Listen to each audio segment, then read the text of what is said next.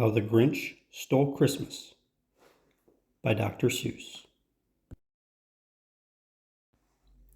Every Who down in Whoville liked Christmas a lot. But the Grinch, who lived just north of Whoville, did not. The Grinch hated Christmas, the whole Christmas season. Now, please don't ask why. No one quite knows the reason. It could be his head wasn't screwed on just right. It could be, perhaps, that his shoes were too tight. But I think that the most likely reason of all may have been that his heart was 2 sizes too small. But whatever the reason, his heart or his shoes, he stood there on Christmas Eve, hating the Whos, staring down from his cave with a sour, grinchy frown at the warm, lighted windows below in their town. For he knew every Who down in Whoville beneath was busy now hanging a mistletoe wreath. "And they're hanging their stockings," he snarled with a sneer. "Tomorrow is Christmas. It's practically here." Then he growled with his Grinch fingers nervously drumming, "I must find some way to stop Christmas from coming." For tomorrow, he knew, all the Who girls and boys would wake bright and early. They'd rush for their toys. And then, oh, the noise, oh, the noise, noise, noise, noise. That's one thing he hated. The noise, noise, noise, noise. Then the Whos, young and old, would sit down to a feast, and they'd feast, and they'd feast, and they'd feast, feast, feast, feast. They would feast on Who pudding and rare Who roast beast, which was something the Grinch couldn't stand in the least.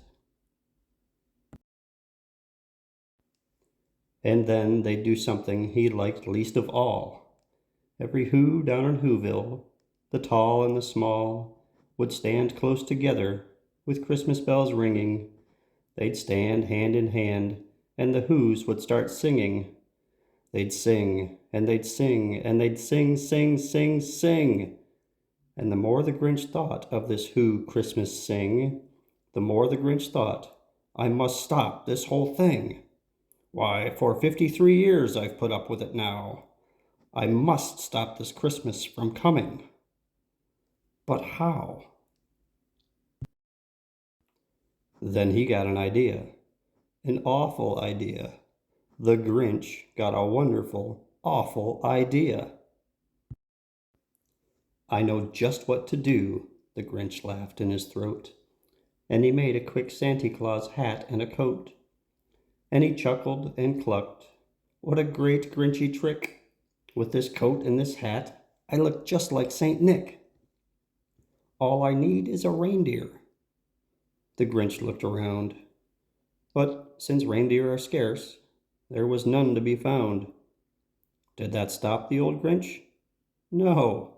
The Grinch simply said, "If I can't find a reindeer, I will make one instead." So he called his dog Max. Then he took some red thread, and he tied a big horn on the top of his head. Then he loaded some bags and some old empty sacks on a ramshackle sleigh, and he hitched up old Max. Then the Grinch said, "Get-ap!" and the sleigh started down toward the homes where the Whos lay a snooze in their town. All their windows were dark, quiet snow filled the air. All the Whos were all dreaming sweet dreams without care. When he came to the first little house on the square, "This is stop number 1, the old Grinchy Claus hissed, and he climbed to the roof, empty bags in his fist. Then he slid down the chimney, a rather tight pinch, but if Santa could do it, then so could the Grinch. He got stuck only once, for a moment or two. Then he stuck his head out of the fireplace flue, where the little Who stockings all hung in a row. "These stockings," he grinned, "are the first things to go." Then he slithered and slunk, with a smile most unpleasant, around the whole room, and he took every present: pop guns and bicycles, roller skates, drums, checkerboards, tricycles, popcorn, and plums, and he stuffed them in bags. Then the Grinch, very nimbly, stuffed all the bags, one by one, up the chimbley. Then he slunk to the icebox. He took the Who's feast. He took the Who pudding. He took the roast beast. He cleaned out that icebox as quick as a flash. Why, that Grinch even took their last can of Who hash. Then he stuffed all the food up the chimney with glee. "And now," grinned the Grinch, "I will stuff up the tree." And the Grinch grabbed the tree, and he started to shove, when he heard a small sound, like the coo of a dove. He turned around fast, and he saw a small Who, little Cindy Lou Who was not more than 2. The Grinch had been caught by this tiny Who daughter, who'd got out of bed for a cup of cold water. She stared at the Grinch and said, "Santy Claus, why? Why are you taking our Christmas tree? Why?" But you know that old Grinch was so smart and so slick, he thought up a lie, and he thought it up quick. "Why, my sweet little tot," the fake Santy Claus lied, "there's a light on this tree that won't light on one side. So I'm taking it home to my workshop, my dear. I'll fix it up there, then I'll bring it back here." And his fib fooled the child. Then he patted her head, and he got her a drink, and he sent her to bed. And when Cindy Lou Who went to bed with her cup, he went to the chimney and stuffed the tree up. Then the last thing he took was the log for their fire. Then he went up the chimney himself, the old liar. On their walls he left nothing but hooks and some wire. And the one speck of food that he left in the house was a crumb that was even too small for a mouse. Then he did the same thing to the other Who's houses, leaving crumbs much too small for the other Who's mouses.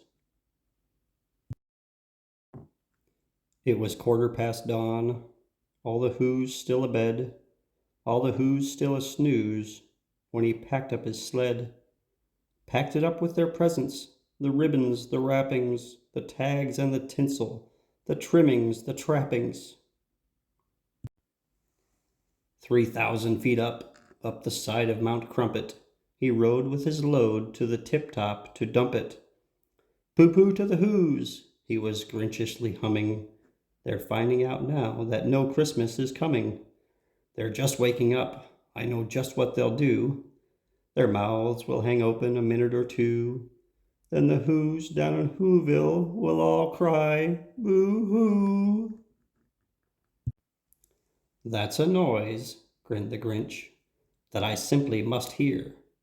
So he paused, and the Grinch put his hand to his ear. And he did hear a sound rising over the snow.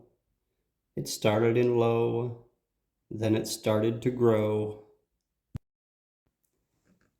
But the sound wasn't sad. Why, this sound sounded merry. It couldn't be so.